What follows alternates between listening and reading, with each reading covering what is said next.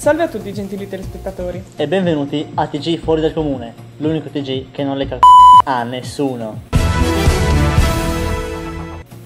In primo piano la compagnia teatrale della Cornoventraglia dell'Isis Raimondo Daronco sta raccogliendo dei fondi per partecipare a una rassegna nazionale nelle Marche. Perché proprio nelle Marche? Bella domanda. Sono stati selezionati dopo aver recitato a una rassegna nazionale e ora hanno ottenuto il privilegio di poter continuare questa loro esperienza. Passiamo al servizio. Ragazzi svogliati, genitori assenti, sballi, mostri e bulli. È questa la materia prima per realizzare lo spettacolo. Il tipico sfigato, grazie ad una favola improvvisata e all'amicizia di alcune ragazze, si riscatterà e farà riflettere i bulli. E il mostro si scoprirà essere un ragazzo dolce e sensibile. Tutto questo trasformerà discriminazione e bullismo in una grande e unica amicizia. E ora parliamo di fatti più vicini a noi. Dopo 38 anni, i gemonesi hanno finalmente il loro castello. Sentiamo ora il nostro esperto, che ci dirà delle curiosità sicuramente interessanti su questo edificio. Il castello di Gemona è nato come roccaforte longobarda nel 600 e, a dissaputa di molti, è stato utilizzato per secoli come prigione da parte dei signori locali.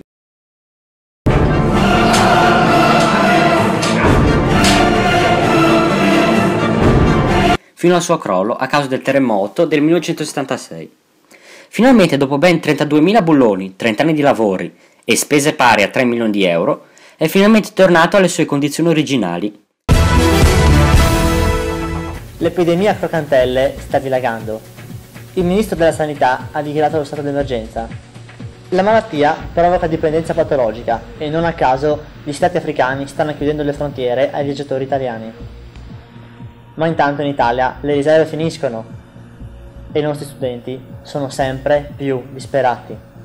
Vediamo ora le ultime immagini molto drammatiche riprese dai nostri operatori.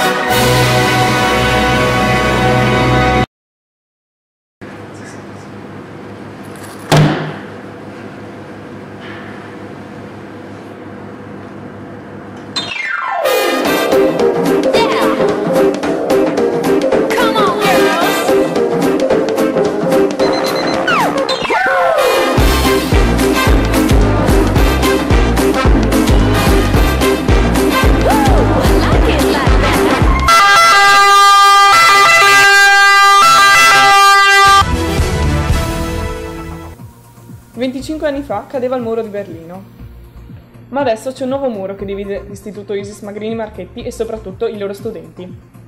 Facciamo partire il servizio. Per chi ancora non lo sapesse, queste due scuole sono ormai unite. Eppure c'è ancora un muro che le divide e che impedisce il passaggio da un istituto all'altro, costringendo gli studenti a passare all'esterno dell'edificio, creando non pochi problemi nei giorni di pioggia. Gli studenti, esasperati da questa situazione, hanno ribadito la loro intenzione di passare all'azione se non verranno presi dei provvedimenti al più presto. Questo problema sembra però essere arrivato ad una conclusione. La provincia infatti ha dato il via libera alla demolizione, che si spera inizierà a breve. E ora i saluti della redazione.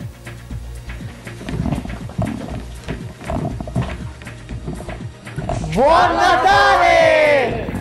Cioè, allora, è auguri o è Natale? Auguri! Decidiamo. Buon augurio! Buon augurio! Buon auguri! Dai, va bene.